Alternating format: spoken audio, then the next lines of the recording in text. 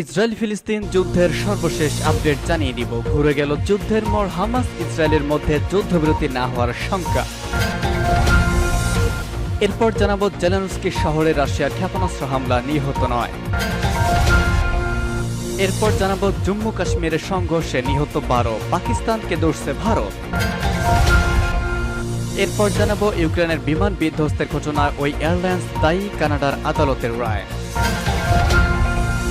এবং সর্বশেষ জানিয়ে দিব সারা বিশ্বের জাল পাচ্ছেন তুরস্কের প্রেসিডেন্ট রিসেপ তাইয়েপ এরদোগান। এতক্ষণ শুনছিলেন গুরুত্বপূর্ণ সংবাদ শিরোনাম, এখন জানিয়ে দিব বিস্তারিত। হামাস ইসরায়েলের মধ্যে যুদ্ধবিরতি না হওয়ার শঙ্কা। হামাস ও ইসরায়েলের মধ্যে যুদ্ধবিরতি হওয়া নিয়ে ফের শঙ্কা দেখা দিয়েছে। গত সোমবার জাতিসংঘের নিরাপত্তা পরিষদে যুক্তরাষ্ট্রের উত্থাপিত একটি যুদ্ধবিরতির প্রস্তাব পাশ হয়। এরপর এই প্রস্তাবের জবাব দেয় হামাস। হামাসের জবাবটি পর্যালোচনা শেষে যুক্তরাষ্ট্রের পররাষ্ট্রমন্ত্রী অ্যান্টনি ব্লিংকেন জানিয়েছেন, হামাস যুদ্ধবিরতির প্রস্তাবে পাল্টা যেসব দাবি জানিয়েছে সেগুলোর কিছু কাজ করবে, অর্থাৎ মানা যাবে, কিন্তু কিছু শর্ত মানা যাবে না।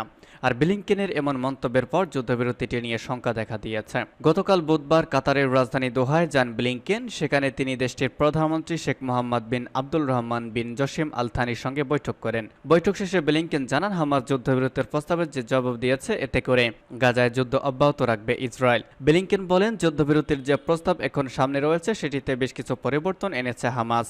আমরা আমাদের মিশরের সহকর্মীদের সঙ্গে গতকাল রাত্রে এ নিয়ে কথা বলেছি। আজ বললাম প্রধানমন্ত্রীর সঙ্গে হামাসের আনা পরিবর্তনে কিছু কাজ করবে, কিছু করবে না। চ্যানেল 13 কানসহ কয়েকটি হিব্রু ভাষার সংবাদ মাধ্যমের বরাতে ইসরায়েলি সংবাদ মাধ্যম টাইমস অফ ইসরায়েল জানিয়েছে, হামাস একটির বিষয়ের উপর জোর দিচ্ছে, সেটি হলো স্থায়ী যুদ্ধবিরতি। কোনো ধরনের অস্থায়ী যুদ্ধবিরতিতে পৌঁছানোর আগে তারা ইসরায়েলের কাছ থেকে স্থায়ী যুদ্ধবিরতির নিশ্চয়তা চায়। এছাড়া জিম্মিদের মুক্তির বিনিময়ে ইসরায়েলের কারাগারে যেসব ফিলিস্তিনি বন্দী রয়েছে তাদের তাকে খুশি করার শর্ত দিয়েছে হামাস। এছাড়া যুদ্ধবিরতির প্রথম ধাপ থেকেই গাজার পুনর্গঠন কাজ শুরু করার দাবি জানিয়েছে সশস্ত্র এই গোষ্ঠীটি।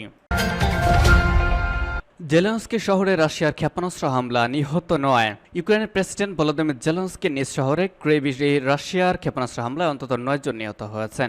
এছাড়া এই হামলায় আহত হয়েছেন অন্তত 29 জন। ইউক্রেনের প্রসিকিউটর জেনারেলের কার্যালয় জানিয়েছে, গতকাল একটি আবাসিক ভবনে হামলার ঘটনায় আহতদের মধ্যে 5 শিশু রয়েছে। এর আগে 4 জন নিখোঁজ হওয়ার খবর পাওয়া গিয়েছে। দ্য কিয়েভ ইন্ডিপেন্ডেন্ট এক প্রতিবেদনে জানিয়েছে, ধ্বংসস্তূপের মধ্যে তল্লাশি চালাচ্ছে জরুরি সেবা, পুলিশ ও স্বেচ্ছাসেবকরা। ঘটনাস্থলে নিয়ে আসা হয়েছে সার্চ ড্রাগ। হামলার পর এই এলাকায় আগুন নেভাতে দেখা গেছে দমকল কর্মীদের। ইউক্রেনের রাষ্ট্রীয় জরুরি পরিষেবা DSNR এর পোস্ট করা একটি ভিডিওতে দেখা যায় আহত এক নারীকে ধ্বংসস্তূপ থেকে স্ট্রেচারে নিয়ে করে যাওয়া হচ্ছে।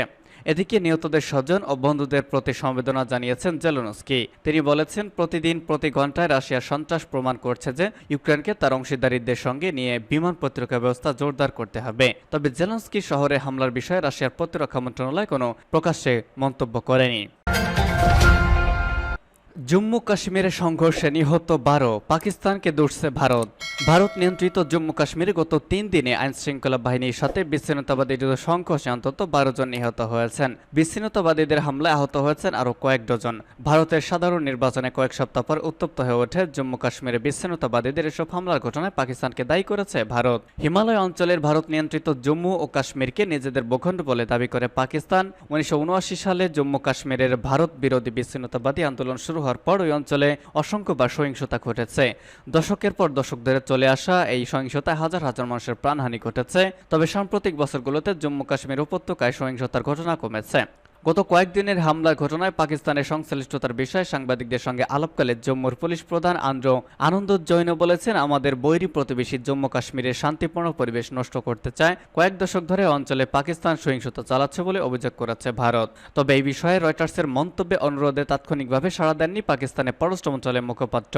যদিও অতীতে এই ধরনের অভিযোগ অস্বীকার করে দেশটি বলেছে, তারা ভারত নিয়ন্ত্রিত জম্মু কাশ্মীর বিদ্রোহে কেবল রাজনৈতিক ও কূটনৈতিক সমর্থন দিয়েছে। মঙ্গলবার কাশ্মীরে বন্দুকযুদ্ধে ওই বিচ্ছিন্নতাবাদী ও আধা সামরিক বাহিনীর মধ্যে 100 জন নিহত হয়েছেন। এই ঘটনায় আরও এক বেসামরিক ও নিরাপত্তা বাহিনীর 6 সদস্য আহত হয়েছেন বলে স্থানীয় কর্তৃপক্ষ জানিয়েছে।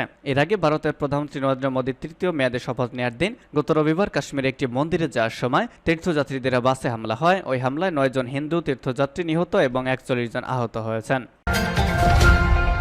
ইউক্রেনের বিমান বিধ্বস্তের ঘটনায় ওই এয়ারলাইন্সই দায়ী বলছে কানাডার আদালত। পার্স টুডে অবশেষে কানাডার আদালত বলেছে 2020 সালের জানুয়ারি মাসে আন্তর্জাতিক রুটে চলাচল করে ইউক্রেনের যে বোয়িং বিমানটি ইরানে বিধ্বস্ত হয় সেজন্য এয়ারলাইন্স দায়ী এবং নিহত যাত্রীদের ক্ষতিপূরণ দেওয়ার দায়িত্ব ওই সংস্থার। মার্কিন বিমান হামলায় বাগদাদ আন্তর্জাতিক বিমানবন্দরে শহীদ হন পশ্চিম এশিয়ায় সন্ত্রাস বিরোধী সংগ্রামের কমান্ডার জেনারেল সোলাইমানি ও তার কয়েকজন সহযোগী। এর জবাবে ইরান 2020 সালের 8 জানুয়ারি ইরাকস্থ মার্কিন ঘাঁটি আইনবুল আসাদে 15টি ক্রুজ ক্ষেপণাস্ত্র নিক্ষেপ করে।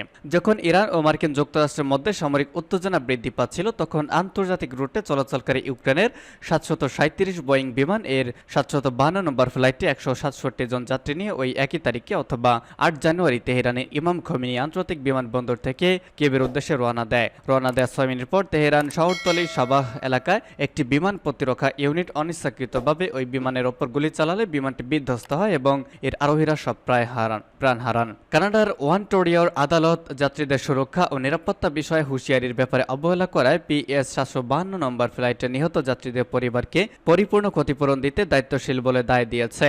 ইউক্রেনের বিমান কোম্পানির উচিত ছিল মার্কিন যুক্তরাষ্ট্রের পক্ষ থেকে সম্ভাব্য সামরিক প্রতিক্রিয়া আশঙ্কায় তেহরান যেসব সামরিক ও প্রতিরক্ষামূলক ব্যবস্থা নিয়েছিল সেই দিন তার আলোচনাকে সামরিক সংঘর্ষের সম্ভাবনাকে যে কোনো বিমানের চলাচল একটি সামরিক টার্গেট বা সামরিক ফাঁদ হিসেবে বিবেচনা করা হতে পারে। এরই আলোকে ইউক্রেনের এই এয়ারলাইন্সের প্রতিনিধিরা ক্ষতিগ্রস্ত পরিবারগুলোকে নিহত প্রত্যেক যাত্রী বিপরীতে $1,80,000 প্রদানের মধ্যেই ক্ষতিপূরণ সীমিত করতে পারেন না, বরং প্রত্যেক নিহত যাত্রী পরিবারকে ওই ঘটনার জন্য ক্ষতিপূরণ এবং পরিপূর্ণ ক্ষতিপূরণ প্রদান করতে হবে। বিচারক বলেছেন ইউক্রেন ন্যাশনাল ইন্টারন্যাশনাল এয়ারলাইন্সের দায়িত্ব পালনে উদাসীনতা হলো যে এটা 752 নম্বর ফ্লাইট রওনা দেওয়ার মাত্র 1 ঘন্টা আগে ইরান ইরাকে মার্কিন সেনাঘাঁটিতে ক্ষেপণাস্ত্র হামলা চালিয়েছিল এবং সম্ভাব্য পাল্টা মার্কিন হামলার জন্য পরিপূর্ণ প্রস্তুতি নিয়েছিল। এরা এমন সময় দেয়া হলো যখন এর আগে টরন্টোতে গত জানুয়ারি মাসে 18 দিন ধরে এই সংক্রান্ত মামলা কাজ অব্যাহত ছিল। টরন্টোতে আইনজীবীদের দপ্তরের প্রতিনিধি দল পল মিলার এক বক্তব্যে বলেছেন আদালতের এই রায় আন্তর্জাতিক এয়ারলাইন্স কোম্পানিগুলোর জন্য অত্যন্ত কড়া এক বার্তা বহন করছে, আর তা হলো অবশ্যই যাত্রীদের সুরক্ষাকে সর্বোচ্চ অগ্রাধিকার দিতে হবে। এয়ারলাইন্সগুলোকে অবশ্যই সংঘর্ষ কবলিত অঞ্চলে তৎপরতা এড়িয়ে যাওয়ার জন্য প্রয়োজনীয় সব ব্যবস্থা নিতে হবে। উল্লেখ্য এর আগে ইরানের একটি আদালত ইউক্রেনের বিমান বিধ্বস্তের ঘটনায় দায়ী ব্যক্তিদের বিষয়ে তদন্ত অনুষ্ঠানের পর তাদেরকে বিচারের মুখোমুখি করে এবং দোষী দেশকে 10 ব্যক্তিকে কারাদণ্ড দেয়। ইরান সরকার এই ট্র্যাজেডিতে নিহত প্রত্যেক ব্যক্তির পরিবারের জন্য $1,50,000 ক্ষতিপূরণ ধার্য করে এবং বেশিরভাগ পরিবারকে অর্থ পরিশোধ করেছে। এবং সর্বশেষ জানিয়ে দিব সারা বিশ্বে জাল পাচ্ছেন এরদোগান।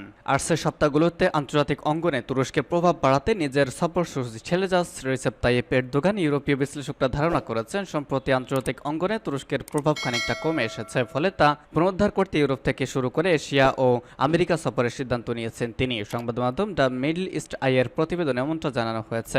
এরদোগানের সফর শুরু হবে ইউরোপের দেশ স্পেন ভ্রমণের মাধ্যমে। দেশটি তুরস্কের একটি গুরুত্বপূর্ণ অংশীদার ও ন্যাটো সদস্য। এছাড়া ভূমধ্যসাগরীয় স্বার্থ ও গাজা দুই দেশের সম্পর্ককে আরো ঘনিষ্ঠ করেছে বলে মত দিয়েছে বিশ্লেষকদের। স্পেনের পর G7 সামিটে অংশ নিতে ইসরায়েলি সফরে যাবেন তুর্কি প্রেসিডেন্ট। উত্তর আফ্রিকাতে দুই দেশের যৌথ স্বার্থ নিয়ে তিনি ইতালির প্রধানমন্ত্রী জর্জিয়া মেলোনির সঙ্গে সাক্ষাৎ করবেন।